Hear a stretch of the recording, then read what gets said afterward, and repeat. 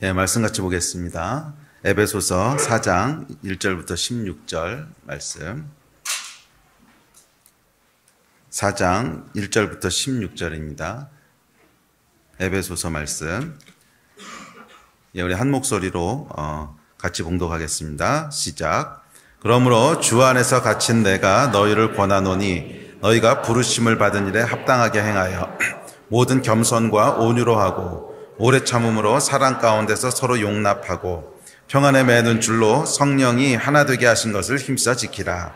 몸이 하나요 성령도 한 분이시니 이와 같이 너희가 부르심의 한 소망 안에서 부르심을 받았느니라. 주도 한 분이시요 믿음도 하나요 세례도 하나요 하나님도 한 분이시니 곧 만유의 아버지시라. 만유 위에 계시고 만유를 통일하시고 만유 가운데 계시도다. 우리 각 사람에게 그리스도의 선물의 분량대로 은혜를 주셨나니 그러므로 이르기를 그가 위로 올라가실 때에 사로잡혔던 자들을 사로잡으시고 사람들에게 선물을 주셨다 하셨도다. 올라가셨다 하였은즉 땅 아래 낮은 곳으로 내리셨던 것이 아니면 무엇이냐. 내리셨던 그가 곧 모든 하늘 위에 오르신 자니 이는 만물을 충만하게 하려 하심이라. 그가 어떤 사람은 사도로 어떤 사람은 선지자로 어떤 사람은 복음 전하는 자로 어떤 사람은 목사와 교사로 삼으셨으니 이는 성도를 온전하게 하여 봉사의 일을 하게 하며 그리스도의 몸을 세우려 하심이라. 우리가 다 하나님의 아들을 믿는 것과 아는 일에 하나가 되어 온전한 사람을 이루어 그리스도의 장성한 분량이 충만한 데까지 이르리니 이는 우리가 이제부터 어린아이가 되지 아니하여 사람의 속임수와 간사한 유혹에 빠져 온갖 교훈의 풍조에 밀려 요동하지 않게 하려 함이라. 오직 사랑 안에서 참된 것을 하여 범사에 그에게까지 자랄지라. 그는 머리니 곧 그리스도라. 그에게서 온 몸이 각 마디를 통하여 도움을 받음으로 연결되고 결합되어 각 지체의 분량대로 역사하여 그 몸을 자라게 하며 사랑 안에서 스스로 세우느니라. 아멘. 저희가 에베소서를 이제 살펴보고 있는데 특별히 에베소서는 이 전반부와 후반부로 나누어진다고 했지요. 전반부 1장부터 3장까지의 내용은 하늘에 속한 모든 신령한 복에 대한 내용이었습니다. 하나님께서는 모든 하나님의 자녀들을 축복하시기 원하신 하나님이십니다. 그래서 그리스도 예수 안에 모든 복을 예비해 놓으시고 누구든지 그리스도 안에 들어오는 자에게 이 복을 누리도록 그렇게 하셨습니다. 이어지는 이제 4장부터 이제 마지막까지의 이야기는 그렇다면 이 복을 구체적으로 어떻게 누릴 수 있는가 하는 아주 실제적인 지침에 대한 것들입니다. 하나님이 복을 주신다고 약속하셨고 틀림없이 복을 주시지만 그것은 가만히 앉아있는데 어느 하늘에서 뚝 떨어지는 게 아니라는 거죠. 복을 받을 만한 삶을 살고 있을 때 그 위에 하나님이 부으신다는 거예요. 그래서 이 복을 받는 자리에 가 있는 것이 참 중요합니다. 4장부터 후반부까지는 복을 받는 어떤 라이프 스타일, 삶의 아주 구체적인 태도와 지침들에 대한 이야기를 하고 있습니다. 그런데 그 첫 번째 주제는 뭐냐면 사랑 안에서 하나 되는 거라는 거예요. 사랑 안에서 하나 되는 거라는 거예요. 여러분, 사람의 복과 고통은, 행복과 고통은 거의 모든 것이 관계에 의해서 결정되지 않습니까? 사실은 직장에서 사업이 좀 잘 된다든지 돈을 좀 잘 번다든지 아니면 반대로 수입이 좀 적고 사업이 어렵다든지 그런 것도 우리에게 많은 고통을 주기는 합니다. 그러나 그럼에도 불구하고 이 경제적인 게 좀 어려워진다고 할지라도 가족 간의 관계 또는 주위의 이웃과 맺고 있는 관계가 원활하고 행복하고 풍성한 사람은 그 삶의 퀄리티가 풍성하다는 거예요. 근데 그렇지 않고 이 사람과의 관계가 계속 깨어져 있고 계속 갈등이 일어나고 계속 고통을 유발하는 그런 관계 맺는 방식으로 살아가는 사람은 아무리 다른 것에서 많은 열매가 주어지고 돈을 많이 벌고 승진을 하고 그런다고 할지라도 그 삶 자체가 굉장히 고통스러울 수밖에 없지요. 그래서 우리 삶의 퀄리티는 결국 어떻게 관계를 맺느냐에 의해서 결정됩니다. 그래서 이 하나님이 부으시는 복을 받기 위한 첫 번째 열쇠는 뭐냐면 관계예요. 사람과의 관계인데 그 관계가 사랑 안에서 서로 하나 되어지는 관계를 계속 맺어가는 사람. 그래서 시간이 지나면 지날수록 그 주변에 더 많은 사람들이 함께하게 되고 관계가 굉장히 조화롭고 서로 사랑하고 축복하고 이런 관계를 맺는 사람은 굉장히 높은 수준의 복을 누릴 수 있지만 그렇지 않고 시간이 지나면 지날수록 계속 갈등이 일어나고 깨지고 갈라서고 계속 그렇게 되는 사람은 시간이 어느 정도 흐르고 나면 혼자 남게 됩니다. 혼자 남는다고 하는 것은 어떻게 보면 가장 큰 고통이고 저주예요. 저는 여러분의 인생이 이 고통과 저주 가운데 들어가지 않았으면 좋겠어요. 절대로 혼자 남게 되는 라이프 스타일을 살지 마세요. 계속 이 사랑하는 사람들과 또 주위에 있는 이웃들과 형제 자매와 사랑하며 함께하는 그런 라이프 스타일을 선택하셔야지 혼자가 되게 되는 삶을 선택하시지 않기를 주의 이름으로 축복합니다. 자, 그런데 이 복을 누리기 위해서는 그래서 이 하나님이 주시는 복은 조건이 있는데 어떤 조건이냐면 혼자서는 누릴 수 없다는 거예요. 혼자서는 누릴 수 없다는 거예요. 방금 얘기했지만 결국 혼자 남게 되는 것은 가장 큰 고통과 저주라고 했기에 하나님께서 그런 고통과 저주 속에 복을 주실 수는 없는 거지요. 하나님이 주시는 복의 본질은 사랑 안에서 하나 될 때 그 위에 부으시는 복인 줄 믿습니다. 그래서 그런 의미에서 교회는 여러분 복을 누리는 터전입니다. 교회는 복을 누리는 터전입니다. 하나 된다는 것은 혼자서는 할 수 없는 일이기 때문에 그래요. 뭐 기도하는 거 그건 혼자서 할 수 있죠. 말씀 보는 거 역시 혼자 하면 됩니다. 그러나 하나 되는 것은 혼자서는 불가능합니다. 뭐 혼자서 어떻게 하나가 되겠어요?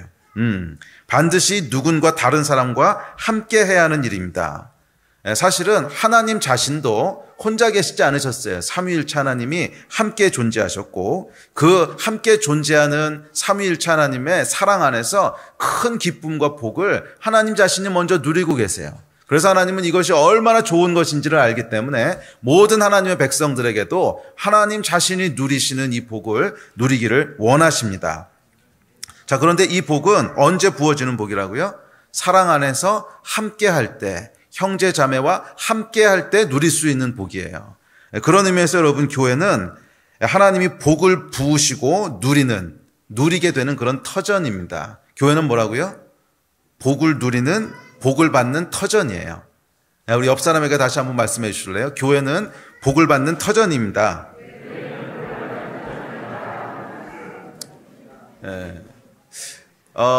뭐 신앙생활을 갓 시작하신 분이나 경험이 없으신 분은 잘 모를 수도 있는데 아니면 오랫동안 교회를 다녔지만 세상에서 사는 사람들과 똑같이 열심히 세상 가치를 쫓아서 살고 주일날 한 번씩 그냥 예배 드리러 나오는 그런 분들에게는 큰 해당 사항이 없을지 모르겠어요. 저는 여기 그런 분들 안 계셨으면 좋겠는데 그런 분들에게는 교회 생활이라고 하는 것이 그냥 일주일에 한 번 하는 종교 의식이기 때문에 큰 영향이 없을 거예요. 교회가 건강한 교회든 병든 교회든 좋은 교회든 나쁜 교회든 큰 교회든 작은 교회든 상관이 없어. 그냥 일주일에 한 번씩 나와서 그냥 종교 의식하고 가면 되니까. 어차피 나와서 앉아있는 시간에 듣지도 않잖아. 졸고 가고 이러면 그거는 교회가 좋은 교회든 나쁜 교회든 아무 상관이 없습니다. 그런데 진짜 하나님의 말씀대로 살아보려는 사람, 복음 안에서 거듭난 사람은요, 아마 대부분 경험하셨을 거예요. 결국 교회가 얼마나 우리의 삶의 퀄리티에 큰 영향을 미치는지 여러분 경험해 보시지 않으셨습니까? 교회가 건강하다고 하는 것은 그 안에 구조가 좋고 프로그램이 좋고 이런 뜻이 아니라 교회 안에 있는 각 사람이 영적으로 건강하다는 거예요. 각 사람이 영적으로 건강할 때 그 교회 안에서 살아가는 삶은 굉장한 기쁨과 격려와 의미를 줍니다. 그런데 반대로 교회가 병들어 있을 경우에 교회가 뭔가 문제가 있을 때 그 교회 안에서 살아가는 삶은 굉장한 고통이 됩니다.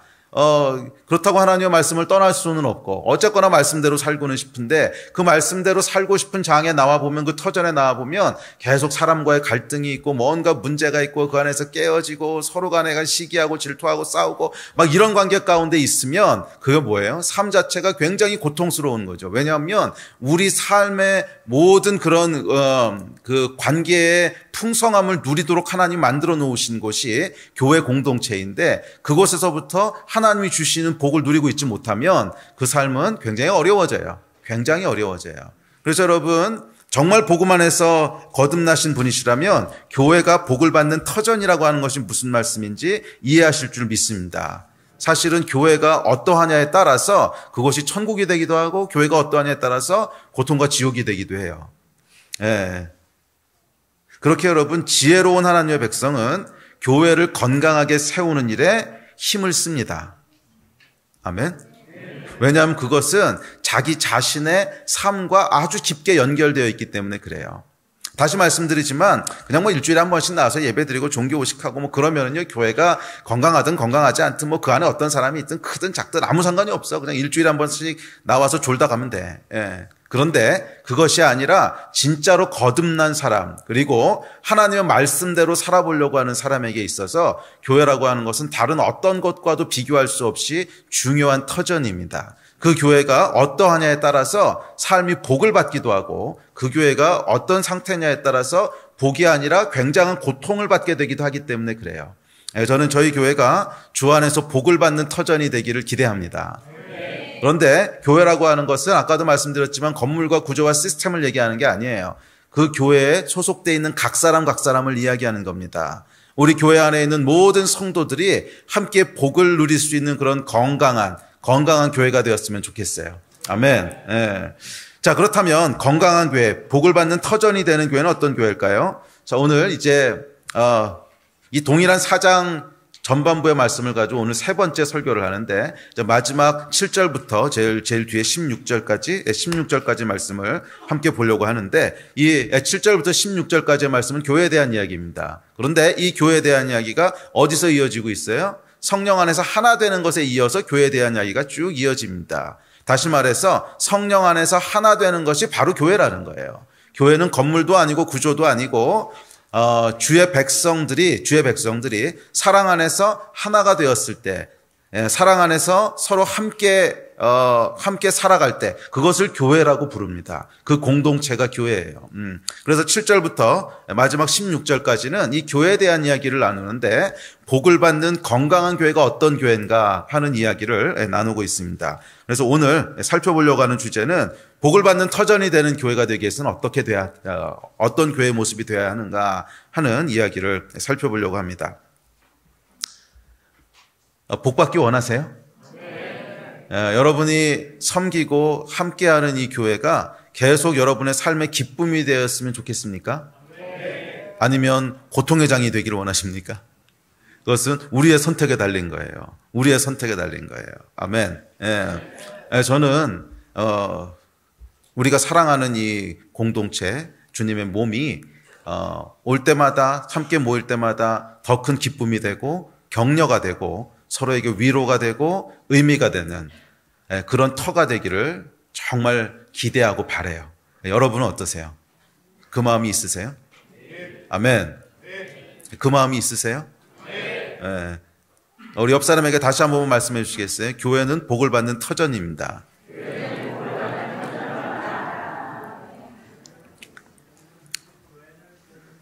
근데 반대로 교회가 고통의 터전이 되기도 해요. 목회를 하면서 또 신앙생활을 하면서 저는 이 두 가지를 다 경험해 봤어요. 교회가 복을 받는 터전이 되는 것도 경험해 봤고, 교회가 지옥이 되는 것도 경험해 봤고, 교회가 지옥이 되면 삶이 그냥 지옥입니다. 뭐 만나는 사람과의 그 관계 또는 교회 안에 있는 어떤 영적인 그런 것들이 다 병들고 망가지잖아요. 그러면 그것만큼 고통스러운 건 없어요. 정말 고통스러워요. 그래서 교회는 천국이 되기도 하고 지옥이 되기도 합니다. 그런데 그 선택은 각 사람이 어떤 선택을 하느냐에 달려 있는 거예요. 그것은 뭐 목사님만의 책임도 아니고 장로님들만의 책임도 아니고 교회 안에 각 사람이 주 앞에서 어떤 태도를 갖고 있느냐에서 결정되는 거예요. 오늘 우리 안에 우리가 함께 모이는 이 공동체가 천국이 되는 그런 선택들을 하게 되기를 기대합니다. 자, 복을 받는 터전이 되는 교회가 되기 위해서는 먼저 첫 번째 해야 될 것이 있는데, 각 사람이 자기의 부르심을 알고 그것에 만족해야 됩니다. 7절하고 10, 11, 12절 같이 읽겠습니다. 시작.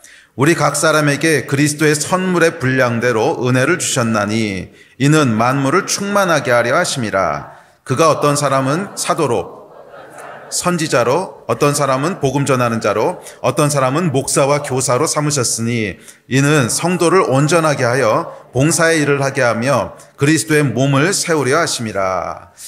이 7절부터 12절까지 말씀인데, 그 7절 다음에 8절, 9절 그리고 10절 상반기까지는 뭐 이 예수께서 올리셨다, 내리셨다, 뭐 이런 얘기들이 나오죠. 근데 이것은 이 흐름하고는 약간 분리되어 있는 이렇게 삽입절인데, 이것은 예수께서 정말 하나님이시고 그분이 우리에게 복 주시는 분이야 하는 것을 이제 변증하는 내용입니다. 변증하는 내용이라서 뭐 시편의 말씀도 인용하고, 근데 아마 이게 초대교회 상황이 반영되어 있을 거예요. 예수가 하나님이신 것을 계속 부인했던 이단들이 교회 안에 있었기 때문에 예수는 그냥 사람이야, 또는 예수는 그냥 헛개비야, 뭐 이런 이단들, 뭐 영지주의 얘기했죠. 그런 이단들이 존재했었기 때문에 이제 거기에 대한 반증으로 삽입한 구절이고, 흐름상은 7절에서 이제 10절, 11절, 12절로 쭉 이어지는 내용입니다. 그런데 그 내용에 보면 뭐라 그랬냐면, 그리스도께서 선물의 분량대로 은혜를 주셨나니 이는 만물을 충만하게 하려 하심인데, 그가 어떤 사람은 사도로, 어떤 사람은 선지자로, 복음 전하는 자로, 목사로, 교사로 다양하게 부르셨다는 거예요. 그래서 여기에 은사를 다양하게 주셨다는 거예요. 은혜하고 은사는 원어가 같은 단어입니다. 그래서 은혜, 은사, 이것은 그냥 이제 우리가 번역할 때 이렇게 다르게 번역한 것이지, 이제 원어로는 이제 어근이 같은 단어예요. 그래서 은혜 또는 이제 은사. 그래서 하나님께서 사람들을 다양하게 부르시고 다양하게 만드셨다는 거예요. 교회가 하나 된다고 해서, 우리 지난주에도 얘기했지만 획일화를 얘기하는 것이 아닙니다. 모두 다 똑같은 유니폼 입혀놓고 똑같이 만드는, 아니요. 그런 하나님이 아니시라는 거예요. 우리 하나님은 그렇게 저급한 분이 아니시라는 거예요. 하나님의 그 창조된 것의 하나됨이라고 하는 것은 굉장한 다양성과 굉장한 독특성이 있는데, 그것이 조화 안에서 연합되어 있는 거예요. 그래서 여러분, 똑같이 만든 사람은 한 사람도 없으세요. 교회 안에는 모든 사람을 다 다르게, 뭐 교회 안에서뿐만 아니라 모든 사람을 다 하나님께서 다르게 만드셨어요. 한 사람도 똑같이 만든 사람이 없잖아요. 그래서 교회 안에서는 다양함이 존재하고, 사람의 성품도 다양하고, 그 사람의 가치관도 다양하고, 또 은사도 물론 다양하고, 잘하는 일도 다양하고, 못하는 일도 다양하고, 다양하게 만드셨다는 거예요. 그런데 이 다양함이 어떻게 사랑 안에서 하나가 되는가? 사실은 사랑이라고 하는 말이 의미를 갖기 위해서는 다양함이 반드시 존재해야 돼요. 다양하지 않고 다 똑같으면 사랑한다는 말이 의미가 없지. 그냥 다 똑같은 건데 뭐. 사랑이라고 하는 것은 나하고 다름에도 불구하고 그 사람을 포용하고 축복하고 함께하는 것이 사랑의 본질인데, 그래서 하나님이 창조하신 이 교회 안에, 특별히 복의 터전이 되는 교회 안에는 굉장한 다양성이 있다는 거예요. 부르심도 다양하고, 은사도 다양하고, 삶의 모습도 다양하고, 성별도 다양하고, 다 다양하게 만드셨다는 거예요. 자, 그것이 7절부터 12절까지의 말씀입니다. 자, 그런데 여기 보면 특별히 에베소서 4장에 보면 5가지 은사를 얘기하죠. 사도, 선지자, 복음 전도자, 목사, 교사. 그래서 어떤 사람들은 이것을 오중직분이다 이렇게 얘기하기도 하는데, 저는 이것을 오중직분이라고 딱 띄어서 얘기하는 것은 완전히 틀린 말은 아닐지라도 잘못하면 성경을 너무 협소하게 해석할 수 있는 위험성이 있습니다.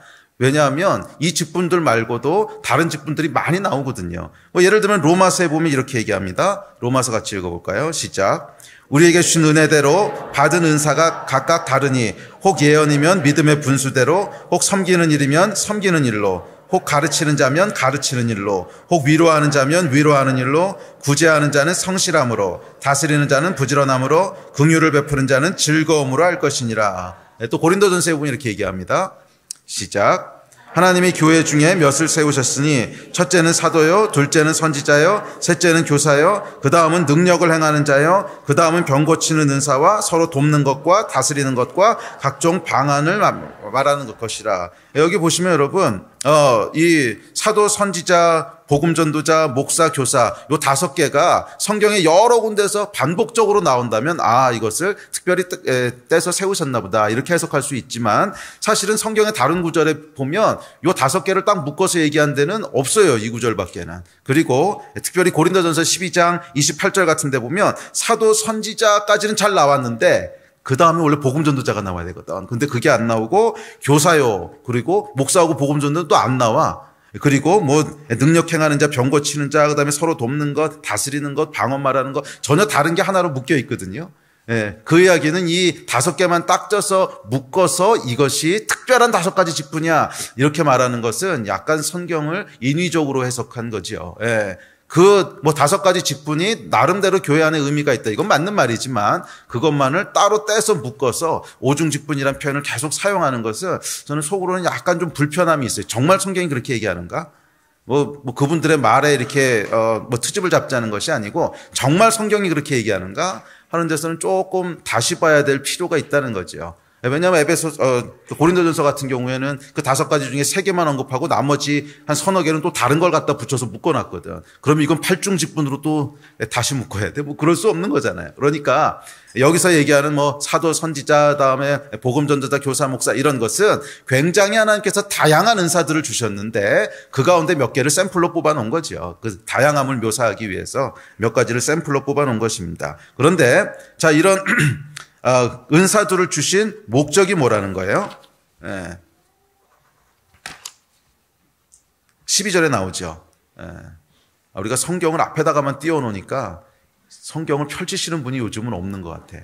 아예 성경을 안 가지고 교회 나오시는 분도 있는 것 같은데 12절에 보면 11절 12절에 보면 어떤 사람은 사도로 선지자로 목사로 교사로 어떻게 세우셨는데 이는 성도를 온전하게 하며 그리스도의 몸을 세우려 한다는 거예요. 그러니까 이런 은사들을 주신 것은 각 개인을 세우기 위해서 그러니까 사도, 그러면 위대한 사도를 세우고 선지자의 은사가 있어. 그럼 위대한 선지자로 세우고 이러기 위해서 각 개인을 세우기 위해서 하나님의 은사를 주신 게 아니라는 거예요.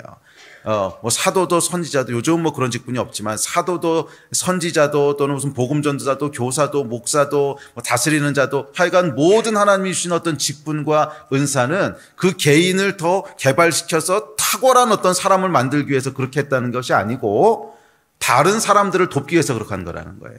성도를 온전케 하며 다른 사람들을 섬기고 돕기 위해서 또 그리스도의 몸을 세우기 위해서 그렇게 했다는 거예요. 왜냐하면 여러분 결국 복을 받는 터전은 개인이 아니라 교회이기 때문에 그래요. 계속 얘기하는데 여러분 잘 따라오고 계세요? 복이라고 하는 것은 관계를 통해서 부어지는 것이기 때문에 개인이 아무리 탁월한 사람이 돼도 거기에 복이 임하지 않습니다. 그러면 복은 어디 임해요? 관계 안에 임하는 거예요. 관계를 통해서 복이 들어오는 거예요. 우리의 행복과 불행을 결정하는 것은 관계를 통해서 이루어지는 것이기 때문에 결국 이 관계가 어떻게 이루어지냐에 따라서 복을 누리기도 하고 어떤 사람은 고통을 받기도 한다는 거예요. 그래서 하나님께서 복을 부으시는 터전이 있는데 그것은 교회라는 거예요. 이 교회 위에 복을 부으시는 줄로 믿습니다. 그래서 하나님께서는 이 교회를 세우시기 위해서 은사 있는 사람들을 각각 독특하게 만드셨다는 거예요. 그래서 어떤 사람은 리더십이 있는 사람으로 만드시고 어떤 사람은 다른 사람의 말을 잘 들어주는 사람으로 만드시고 어떤 사람은 같이 있기만 해도 위로가 되는 사람으로 만드시고 어떤 사람은 돈을 잘 버는 사람으로 어떤 사람은 중보자로 어떤 사람은 복음 전도자로 다양하게 만드셨다는 거예요. 그 은사에 따라 다양한 방법으로 몸을 섬기도록 그렇게 부르셨습니다. 그래서 복을 받는 터전이 되는 교회는 이 다양한 사람들이 각각의 부르심과 은사 속에서 하나가 된 교회예요. 이것은 마치 몸에 눈이 있고 손이 있고 발이 있고 기타 다양한 기관들이 있지만 그것이 몸이라는 하나의 유기체 속에서 조화롭게 함께하는 것 같이 교회도 그렇다는 거예요. 그래서 성경은 교회를 그리스도의 몸이라고 표현합니다. 자, 그렇다면 이런 다양한 은사와 직분 속에서 하나가 되기 위해서는 뭐가 필요할까요? 이 다양함 속에서 하나가 되기 위해서는 사실은 사랑이 필요한 건데 사실은 사랑이가 방금 나갔구나. 자기 이름 부를 줄 알고 나간. 사실은 이 사랑이 필요한 건데 사랑이라고 하는 것은 굉장히 넓은 브로드한 말이기 때문에 조금 더 구체적으로 표현을 해보면 다양함 속에서 하나 되는 사랑이 표현되기 위해서는 몇 가지 단계가 필요합니다. 몇 가지 단계가 필요한데 첫 번째 단계는 뭐냐면 내가 어떤 부르심을 받은지를 명확하게 알아야 돼요. 보통 여러분이 관계가 깨어질 때 보면 가장 치명적인 것이 질투하는 것입니다. 질투하는 것이고 자기 것이 아닌 남의 것을 탐하는 거예요. 그래서 십계명에도 보면 탐하지 말라는 것이 몇 번 나오지요. 내 이웃의 아내와 재물을 탐하지 말라고 했고 또 도둑질하지 말라고 했고, 그러니까 이 다른 사람에게 하나님께서 주신 것을 탐내지 말라는 거예요. 다른 사람에게 주신 것을 자꾸 비교하고 이렇게 하지 말라는 거예요. 예. 그래서 그 첫 번째 단계는 뭐냐면 하나님이 나에게 주신 것이 무엇인지를 정확하게 알아야 됩니다.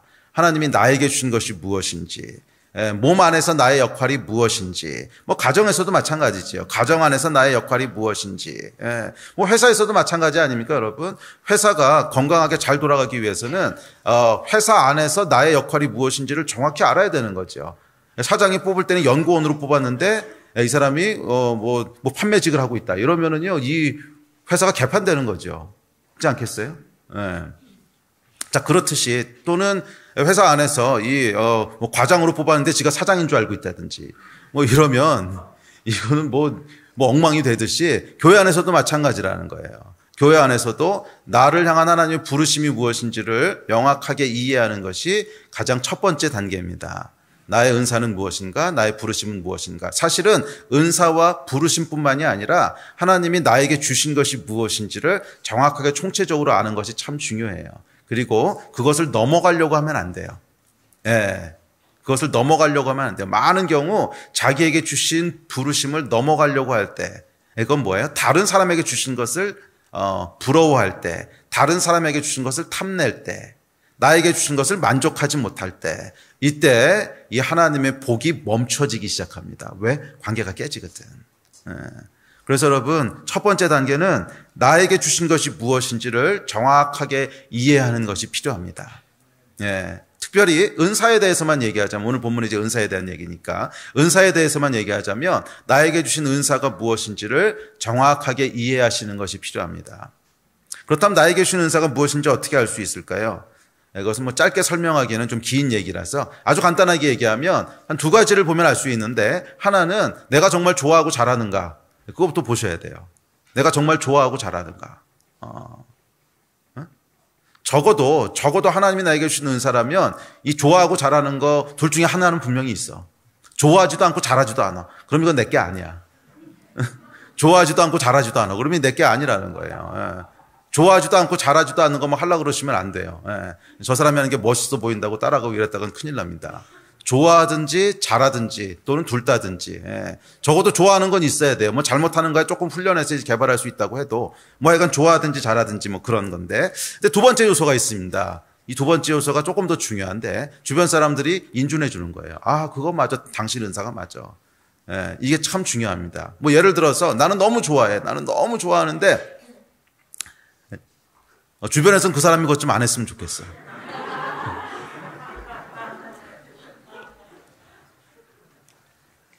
아, 나는 가르치는 걸 너무 좋아해. 그래서 내가 가르치는 은사가 있다고 철석같이 믿어. 근데 주변에서는 이제 저 사람이 제발 안 가르쳤으면 좋겠어.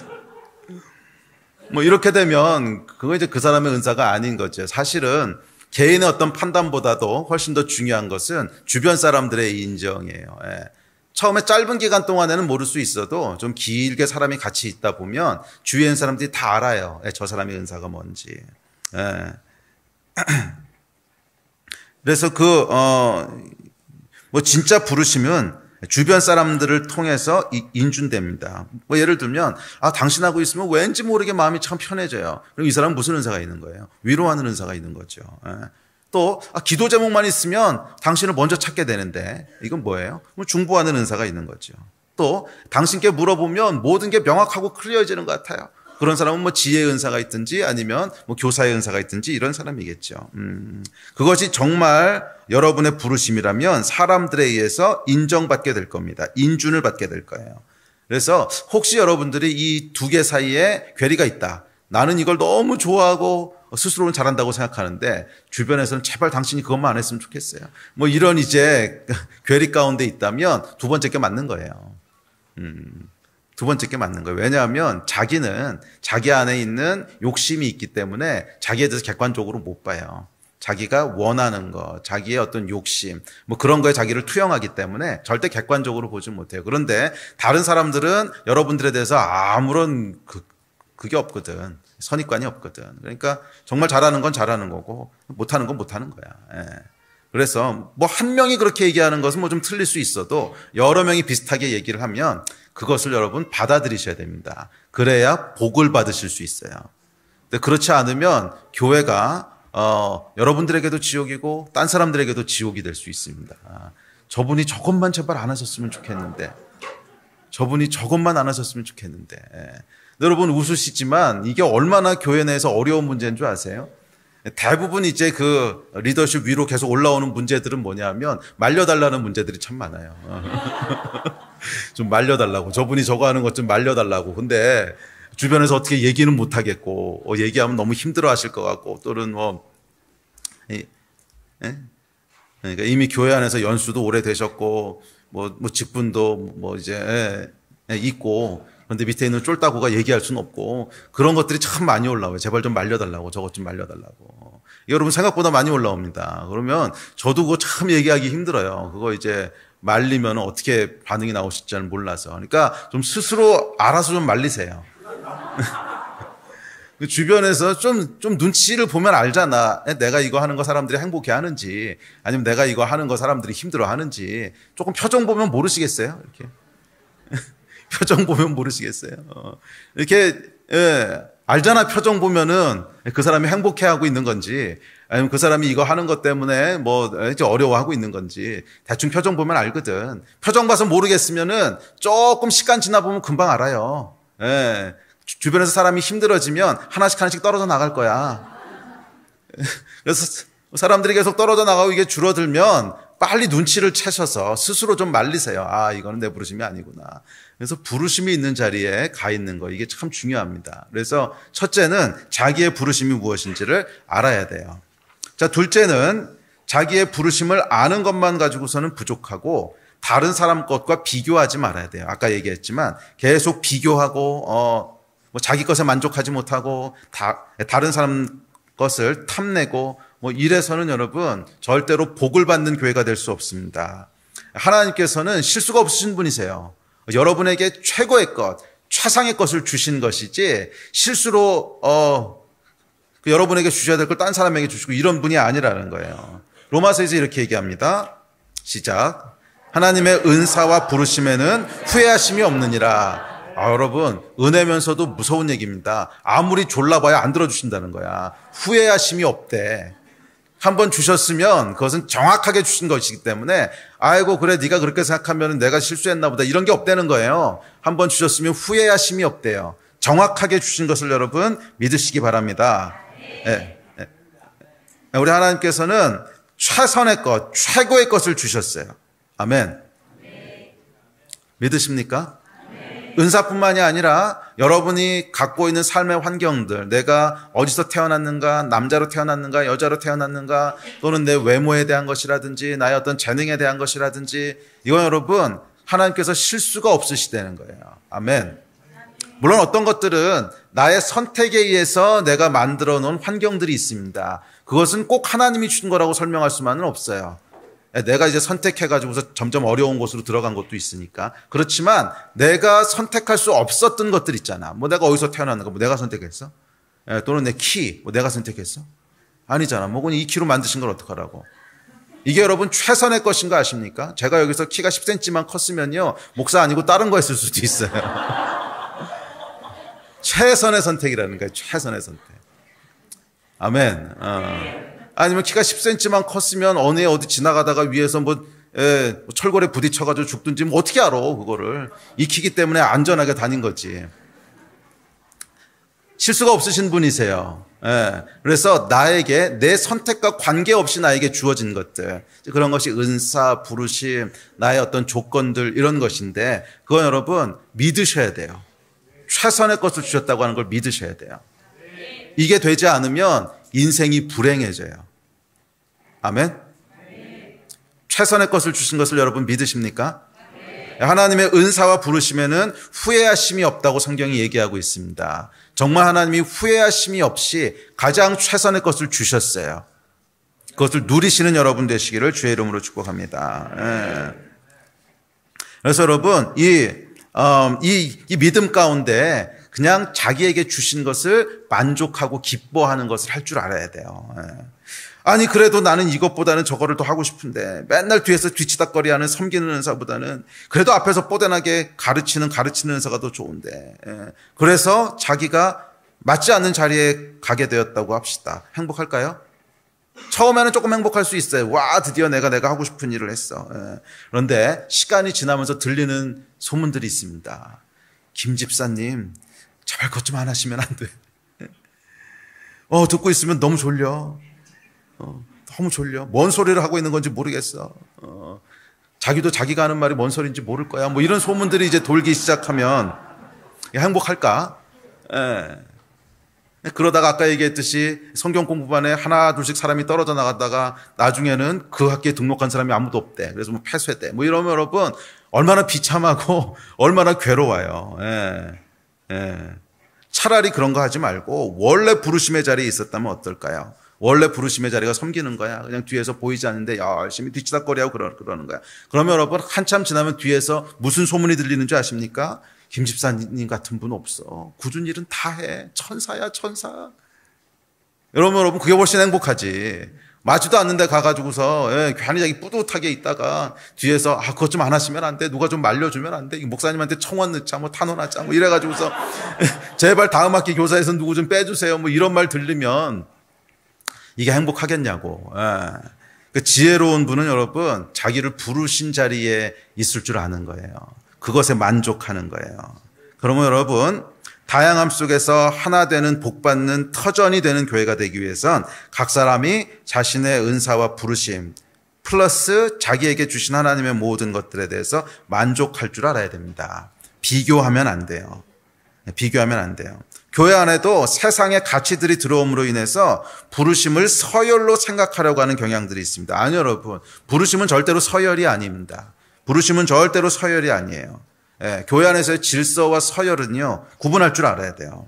나중에 하나님 앞에 설 때는 세상에서 생각하는 그 서열로 상급이 정해지지 않습니다. 특별히 한국에는 그 조선시대 유교 때부터 내려오는 산업공상 이 그냥 세상의 가치가 꽉 이렇게 박혀 있어서 교회 안에서도 산업공상이야, 그냥 산업공상. 근데 요즘은 이제 상은 아니다. 비즈니스가 많이 올라오긴 했는데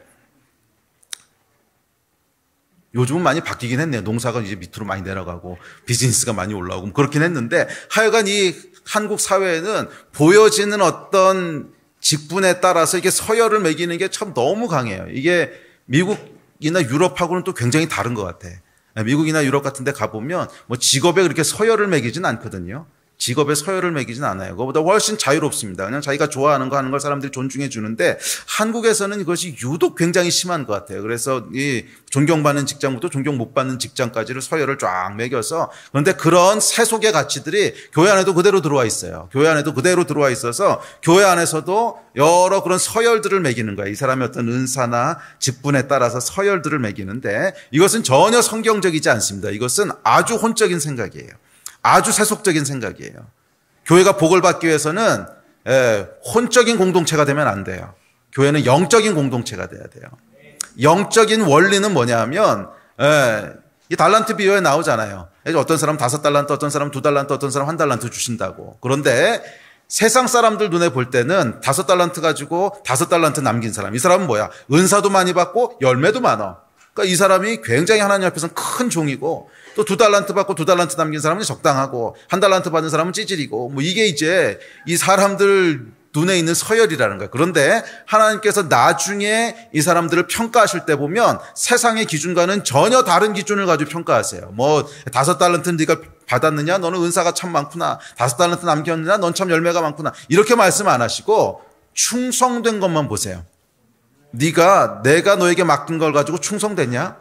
내가 너에게 맡긴 것을 가지고 최선을 다하고 그 부르신 곳에서 정말 성실하게 했냐? 이것만 하나님 보신다는 거예요. 예, 이게 하나님의 판단 기준이라는 거예요. 달란트 비유는 은사와 열매에 대한 비유죠. 그래서 어떤 사람은 맞아요. 이 은사를 많이 받은 사람이 있어. 뭐 세상적인 눈으로 보기에 금수저야. 뭐 태어나기도 잘나게 태어나가지고 돈도 많고 말도 잘하고 가르치기도 잘하고 리더십도 있고 다 잘해. 예. 뭐 이 사람 5달란트 10달란트 받은 사람이야. 근데 나는 보면 말도 못하고 뭐도 못하고 이것도 못하고 저것도 못하고 할 줄 아는 게 없어. 예. 그럼 난 1달란트야. 그러면 교회 안에서 그걸 서열로 생각해 버려요. 근데 여러분 이것은 전혀 영적인 원리가 아니에요. 교회가 만약 이런 세속의 원리에 의해서 세상적으로 재주받은 사람을 존경한다면 그 교회는 절대로 복이 부어지지 않을 거예요. 제가 장담하건대 그런 원리에 의해서 교회가 돌아가고 있다면 그 교회 안에는 시기와 질투와 분쟁이 가득할 수밖에 없어요. 그것은 영적인 원리가 아니기 때문에 그래요. 영적인 원리는 이런 세속의 어떤 재주나 그 사람의 타고난 어떤 능력이나 그런 것에 의해서 평가하는 게 아니에요. 그러면 어떤 사람이 존중받는 사람이에요? 하나님 앞에서 충성된 사람이 존중받는 사람이야. 은사가 있던 없던 돈을 많이 벌던 못 벌던 뭐 직업이 좋던 나쁘던 아무 상관없이 하나님 앞에서 충성된 사람은 교회 안에서 높게 존경받는 사람이 돼야 돼요. 그것이 교회의 문화로 자리 잡아야 되는 줄로 믿습니다. 아멘. 예. 그래서 이 은사뿐만 아니라 아까도 얘기했지만 타고난 능력이나 환경에 대해서도 역시 마찬가지예요. 비교하거나 탐내지 말아야 돼요. 예? 아까 얘기했지만 저 녀석은 금수저로 태어났는데 머리도 좋고 인기도 좋고 거기다 키도 크고 잘생기기까지 했어. 이런 거. 그 사람은 금수저로 태어나기 위해서 태어났어. 그냥 태어나 보니까 그런 거 어떡하라고. 예. 그러니까 이딴 거 가지고 비교하고 이 여러분 가장 혼적인 일이에요. 가장 혼적인 일이야. 그리고 이런 혼적인 법칙이 교회를 지배하기 시작하면 그 교회는 고통스러운 교회가 되는 거예요. 네. 복을 받는 교회는 여러분 영적인 교회예요. 영적인 교회. 영적이라고 하는 것은 영적인 원리가 통치하는 교회라는 거예요. 세상의 혼적인 기준이 아니라. 예. 그런데 여러분 참 가슴 아프고 슬픈 얘기지만 이 교회 안에 이런 혼적인 원리들이 얼마나 많이 통용되고 있는지. 저희 교회에 이제 장로 선거가 없지만 장로교회에서 장로 선거할 때 보면 참 마음 아플 때가 많아요. 대부분의 장로님들은 어떤 분이 장로님 되시냐면 사회적으로 성공하신 분 또는 재정적인 여유가 있으신 분 이런 분들이 이제 장로님이 되시지 사회적으로 좀 무시받거나 직업이 좀 변변치 않거나 그런 분들은요 아무리 시간이 지나도 장로가 못 돼. 근데 여러분 이게 뭐예요? 굉장히 세속적인 거지 교회가. 아니 사회적으로 성공할 수도 있고 실패할 수도 있어요. 주신 재주가 그거밖에 안 되는데 어떡해. 예. 근데 성실한 사람은 약간 굶지는 않아. 정 안 되면 뭐라든지 간에 약간 뭐라든지 간에 하여간 굶질 않아. 예. 안 되면 하여간 노가다라도 뛰면 돼. 하여간 뭔가에서 먹고 사는데 문제는 그냥 재주를 그거밖에 안 주셨어. 아니면 어렸을 때 환경이 그거밖에 안 됐어. 그럼 어떡하겠어요? 이게 자기 책임이 아니잖아. 그런데 그냥 성실하게 충성되게 하나님을 섬기는 사람이면 그 사람도 당연히 장로직에 올라갈 수 있어야 되는 거지. 그게 영적인 교회예요. 그런데 참 불행하게도 오늘날 교회가 세상으로부터 지탄을 받고 또 영적인 파워를 잃어버린 것은 교회가 영적인 파워를 잃어버린 것은 당연합니다. 왜냐하면 교회 내에 영적인 원리가 통용되지 않는데 어떻게 거기서 영적인 파워가 나오겠어. 교회 안에는 여러분 영적인 원리가 통용돼야 되는 줄로 믿습니다. 학벌, 그다음에 직업, 능력 아니 이딴 걸로 판단돼서는 안 돼요. 교회 안에서는 그런 걸로 판단돼서는 안 돼. 그런 사람들이 존경을 받으면 안 돼. 존중은 받아야지. 근데 존경을 받으면 안 돼요. 누가 존경받아야 되는 거야? 하나님 앞에서 충성된 사람이 존경받는 거예요. 아멘.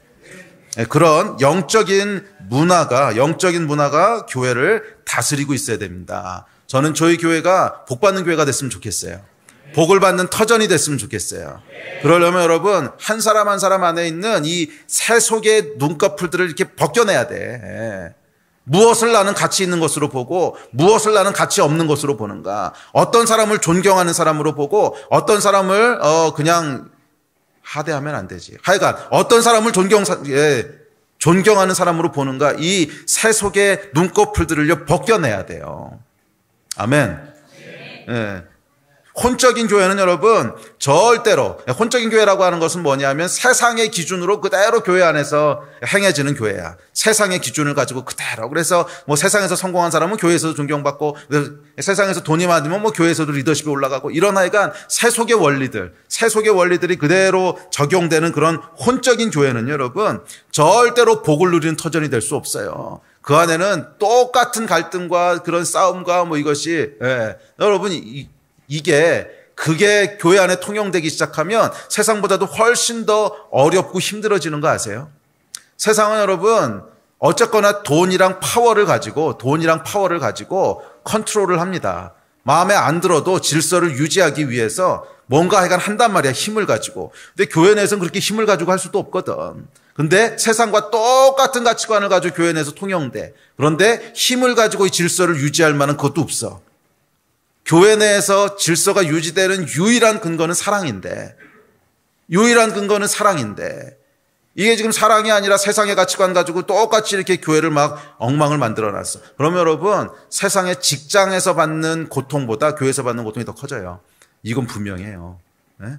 뭐 직장에서는 그래 내가 그냥 직급이 이거고 사장은 사장이고 부장은 부장이고 나는 뭐 차장이고 과장이고 하여간 어쨌거나 그 힘과 돈으로 눌러놓은 질서 속에서 어쩔 수 없이 내가 따라가야 되는 그거라도 있는데 교회는 그게 아니거든. 교회는 뭐 저나 지나 똑같이 그냥 교회 다니는 정도인데 지가 뭐 직급 높다고 뭐 교회에서는 인정받고 나는 세상에서 이제 별 볼 일 없는 것 같다고 나는 무시당하고 그러면 여러분 그 상처가요 직장에서 받는 상처보다 더 커요. 그런 교회가 돼서는 절대로 복을 받을 수 없다는 거야. 교회는 여러분 세상 계급장 다 띄고 들어오는 거예요. 교회는 세상 계급장 다 띄고 들어오는 거야. 뭐 학벌이든 뭐 직장이든 뭐 이런 거 아무 상관없어. 아멘. 교회는요 세상 계급장 다 띄고 들어와서 누가 하나님 앞에 더 영적인 사람인가 그것만 가지고 이 존경하는 것들이 결정돼야 돼요. 아멘. 교회 내에 여러분 아무런 질서가 없다는 뜻은 아닙니다. 교회는 질서가 없으면 큰일 나지. 그런데 그 질서는요 여러분 영적인 것에 의해서 결정돼야 된다는 거야. 영적인 것에 의해서 질서가 결정돼야 되는 것이고 사랑 안에서 그 질서가 유지돼야 되는 거예요. 그런데 영적인 것에 의해서 질서가 결정되지 않으면 사랑으로 유지가 안 돼. 파워로 유지해야 돼. 그렇게 되면 이제 고통이 생겨요. 계급장 뛰셨습니까? 아멘? 여기 좋아하시는 분들이 있는 것 같아요. 난 뗄 계급장도 없어요. 뭐 이러시고.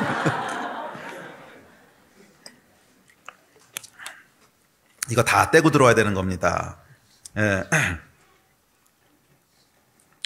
그래서 여러분, 바울이 이렇게 얘기합니다. 디모데전서에 보면 시작. 나를 능하게 하신 그리스도 예수 우리 주께서 감사함은 나를 충성되이 여겨 내게 직분을 맡기심이니. 바울이 감사했던 것은 그에게 맡기신 직분이 크고 위대했기 때문이 아닙니다. 그것은 후대에서나 그렇게 평가하는 것이지 바울 당대에는요 그렇게 평가받지 못했어요. 얼마나 바울이 힘들고 무시당했으면 바울은 스스로를 만물의 찌꺼기라 그랬어요. 우리 다음 구절 시작. 비방을 받은 즉 권면하니 우리가 지금까지 세상의 더러운 것과 만물의 찌꺼기 같이 되었도다. 이 바울은 여러분 자기에게 맡기신 하나님의 직분과 부르심이 막 너무 뽀대나고 모든 사람들이 다 와 뭐 대사도 바울 막 이래가지고 감사했던 게 아니라는 거야. 이것은 후대에서나 그렇게 평가하는 거지. 바울이 사역했던 그 당시에는요 바울은 굉장히 무시당했던 사람입니다. 잘 생각해 보세요. 교회의 메인스트림은 유대인들이야. 이방인들은 어차피 하대받았던 때고 그 여러분 가장 뽀대나는 그 직분은 뭐겠어요? 사도라도 유대인의 사도가 뽀대나는 거지. 규모만 봐도 여러분 규모가 달라요. 예루살렘 교회는 몇만 명이었어. 대형 초대형 교회 그 직분이란 말이야. 그런데 뭐 사도 바울은 그게 아니었거든요. 이 이방인 교회 중에 이렇게 수만 명씩 됐다는 소문은 들어본 적이 없어. 그러니까 사도 바울은 다 보면은 교회로 치면 개척교회 수준의 조그만 교회였고 그것도 이제 우리나라로 치자면은 그 뭐 한국 사람들을 대상으로 한 교회가 아니라 외국인 노동자 대상으로 한 뭐 그런 교회. 그러니까 어차피 부흥할 수 없는 교회야. 부흥할 수 없는 교회고 메인스트림에서는 별로 거기 중요하게 생각하지도 않는 데고 뭐 이런 부르심이었다는 거예요. 그래서 바울이 스스로에 대해서 뭐라 그랬어요? 나는 만물의 찌꺼기 같다 그랬어요. 지금이야 이방인 교회가 대세가 됐으니까 사도 바울 뭐 그러는 거고 또 하나님께서 바울을 지지해 주셔서 그가 쓴 편지들이 성경이 되게 하셨으니까 이제 사도 바울이 죽고 나서 후대에 인정받은 거지 바울 당대의 바울이요 뭐 그렇게 인정받는 직분이 아니었어요. 오히려 유대인의 사도로 부름받았으면 훨씬 더 뽀대났지. 그런데 바울이 감사했던 것은 뭐냐면 자기에게 주신 직분이 크기 때문에 감사했던 것이 아니라 자기를 충성되이 여겨주신 걸 감사했다는 거예요. 자기를 충성되이 여기신 것을 감사했다는 거예요. 그러면 여러분 영적인 교회는 누가 하나님 앞에 충성된 사람인가 그것이 하나님께서 보시는 기준이라는 거야. 그리고 교회도 그 기준에 의해서 그 법이 통용되어야 되는 줄로 믿습니다. 자, 12절에 보면 이렇게 얘기합니다. 시작. 이는 성도를 온전하게 하여 봉사의 일을 하게 하며 그리스도의 몸을 세우려 하심이라. 예. 그래서 우리를 부르신 것은 개인을 세우기 위해서가 아니고 몸을 세우기 위해서라는 것을 기억하십시오. 아멘. 자, 그런데 그 이야기를 안 하고 넘어왔구나. 그런데 그럼 우리가 어떻게 하면 하나님이 나에게 주신 직분과 나에게 주신 것을 만족할 수 있는가? 여러분, 간단합니다. 하나님과의 관계에 의해서 결정되는 거예요. 하나님과의 관계에 의해서 결정되는 거예요. 하나님과의 관계에 의해서 결정되는 거예요. 하나님과의 관계가 깊고 튼튼한 사람은 하나님이 주시는 일과 관계없이 하나님께서 나에게 무엇을 맡기신 것만 가지고도 좋아하고 만족하고 감사해요. 그런데 하나님과의 관계가 튼튼하지 못한 사람은 이 일에 계속 집착을 하게 돼요. 일에 계속 집착을 하게 돼요. 아주 중요한 원리입니다. 결국 하나님이 누구신지를 더 깊게 아는 것이 하나님이 나에게 주신 것을 누리고 그것을 감사할 수 있는 진짜 힘이라는 거예요. 하나님을 깊게 알면 알수록 나에게 주신 것이 더 감사하다는 걸 알게 돼요. 아, 이래서 하나님이 이걸 주신 거구나. 아, 이렇게 하나님이 나를 보호하신 거구나. 더 깊게 알게 된다는 거야. 그런데 하나님이 누군지를 알지 못하는 사람은 계속 외형적인 것에 집중하게 돼요. 밖에 보이는 것들, 눈에 보이는 것들. 그 사람은 여러분 결국 무엇이 그 사람의 실체인지 아세요? 눈에 보이는 거, 밖으로 드러나는 거. 은사도 마찬가지거든. 밖으로 드러나는 거. 그것을 계속 주목하는 사람은 그 실체가 혼이라는 거야, 혼. 영적인 것은 못 보는 사람이라는 거야. 그러니까 계속 밖으로 드러나는, 육으로 드러나는 것만 보는 거지. 그래서 뭐 어떤 사람은 이게 더 큰 것 같은데, 저 사람이 드러나는 게 더 커. 그러면 그것 때문에 힘들어하고, 뭐 그것 때문에 질투하고. 영적인 사람은 뭘 보는 줄 아세요? 영적인 걸 봐요. 영적인 사람은 영적인 거를 봐요. 그래서 영적인 사람은 겉으로 드러나는 것을 별로 그렇게 중요하게 보지 않아. 영적인 사람은 하나님을 중요하게 봐요. 그래서 하나님이 나에 대해서 무엇을 어떤 마음을 품고 계신가. 그래서 바울이 뭐라고 그랬어요? 하나님이 나를 충성되게 여기시는구나. 그게 그냥 감사한 거였지. 바울은 자기에게 준 직분, 이거는 그냥 뭐 신경도 안 썼어. 그 직분이 만물의 쓰레기 같은 거든 뭐 큰 거든 그것은 아무 상관없다는 거야. 바울이 봤던 것은 하나님이 나를 충성되게 여기고 계시구나. 이게 감사하고 감격이었던 거예요. 이게 영적인 거야. 영적인 사람은 영적인 걸 보는 거예요. 그래서 여러분, 교회가 복을 받는 터전이 되기 위해서는 교회 안에 있는 각 사람이 영적인 눈들을 가지고 있어야 돼요. 계속 세상적인 눈으로 외부에 드러나는 것만 봐서는 절대로 교회가 복을 누리는 터전이 될 수가 없어요. 영적인 것들을 보십시오. 하나님께서 여러분을 어떻게 여기시는지, 하나님께서 여러분을 얼마나 사랑하시는지, 그래서 그걸 주신 거야. 아멘. 은사와 부르시면 후회하심이 없으세요. 아멘. 영적인 여러분 되시기를 주의 이름으로 축복합니다. 자, 마지막 세 번째는 자족하고 비교하지 말 뿐만 아니라 그것을 넘어서 축복해야 돼요. 교회는 복을 받는 터전이 되기 위해서 마지막 세 번째 요소는 서로 축복하는 것입니다. 이 구약의 교회는 여러분 이스라엘이었습니다. 이제 구약의 교회는 이스라엘이었는데 다윗은 이스라엘 왕, 구약의 교회의 어떤 왕으로 부르심을 받지요.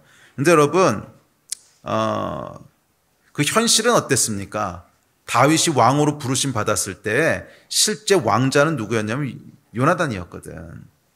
사울의 아들, 사울의 장자였어요. 사울 왕의 장자였고 요나단이 왕이 될 사람이었습니다. 그리고 요나단은 그 아버지 사울보다도 훨씬 탁월한 자질을 가진 사람이었어요. 그래서 전쟁에도 능했고 성품도 아주 좋았고 뭐 이 사람이 왕이 됐으면요 아주 선왕이 될 수 있는, 또 사람들의 인기도 많았고 그래서 충분히 왕이 될 수 있는 사람이었어요. 충분히 왕이 될 수 있는 사람이었는데 이 요나단이요 엄청난 선택을 합니다. 여러분 잘 아시는 사무엘상 23장 17절 말씀입니다. 시작. 곧 요나단이 그에게 이르기를 두려워하지 말라. 내 아버지 사울의 손이 내게 미치지 못할 것이요 너는 이스라엘 왕이 되고 나는 내 다음이 될 것을 내 아버지 사울도 안다 하니라. 이 요나단이요 뭘 알았냐 하면 자기의 부르심이 왕이 아니라는 걸 알았어요. 이건 여러분 엄청난 거 아닙니까? 이게 이제 요나단의 진짜 영성인데, 그래서 여러분 요나단이 뭘 선택하냐 하면 자기의 왕위를 포기하고 다윗을 왕으로 세우려고 해요. 이게 요나단의 축복이었어요. 왜? 그 일이 이루어져야 하나님의 나라가 든든하게 세워지는 걸 안 거야. 몸을 세우려 하심이라. 여러분 복을 받는 터전은 개인이 세워지는 게 아니에요. 요나단이 왕으로 세워지는 게 복을 받는 터전이 아니라는 거야. 요나단이 아무리 왕으로 세워져도 복을 못 받으면 그게 무슨 의미가 있겠어요. 복을 받는 터전은 교회가 세워지는 것이지 몸이 세워지는 것이지 교회 몸, 개인이 세워지는 게 아니라는 거예요. 그래서 요나단은 이 비밀을 알았던 사람이야. 그래서 다윗을 축복합니다. 축복이라고 하는 것은 여러분 뭐냐면 자기가 가진 것을 희생하는 거예요. 자기가 가진 어떤 것을, 그것이 물질일 수도 있고 권리일 수도 있고 뭐든지 간에 자기에게 속한 어떤 것, 그것을 다른 사람에게 주는 거예요. 줌을 통해서 그 사람이 성공하도록 하는 거예요. 그것이 축복입니다. 이 교회가 여러분 복을 받는 터전이 되기 위해서는 축복이 있어야 돼요. 그래서 서로 비교하고 질투하고 경쟁하고 그러는 것이 아니라 요나단의 스피릿이 교회 안에 충만해야 돼. 그러면 복을 받아요. 다 같이 복을 받아요. 아멘. 네. 서로를 축복하는 거야. 나에게 없는 은사가 이 사람에게 있어. 그럼 두 가지 선택을 할 수 있습니다. 질투하든지 아니면 축복하든지. 나는 사람들이 주목하지 않는데 저 사람은 주목을 받아. 그럼 두 가지 선택을 할 수 있습니다. 질투하든지 축복하든지. 내가 정말 하고 싶은 것이 있는데 저 사람이 그걸 했어. 두 가지 선택이 있습니다. 질투를 하든지 축복하든지. 이 선택이 여러분 어떤 터전이 될 건가를 결정하는 거예요. 여러분은 어떤 터전을 만들고 계십니까?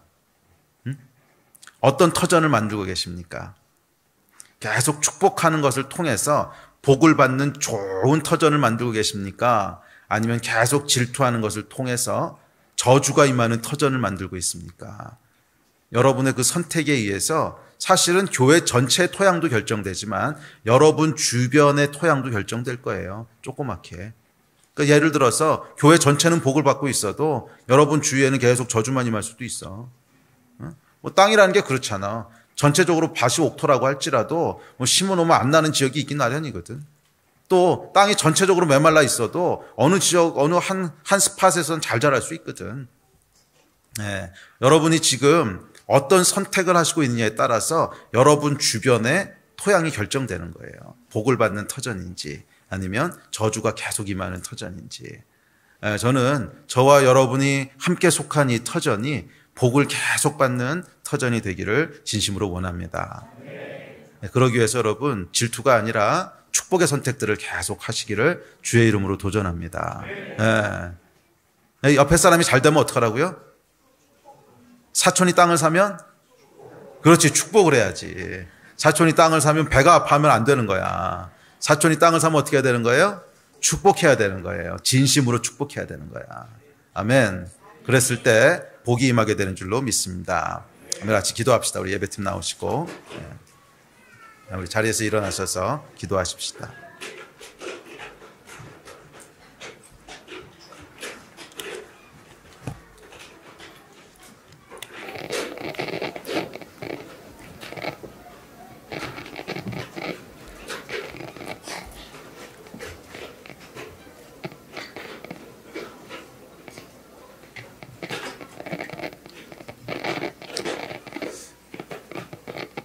그 원래는 다른 찬양을 하려고 했는데 갑자기 찬양을 좀 바꾸고 싶어졌는데 우리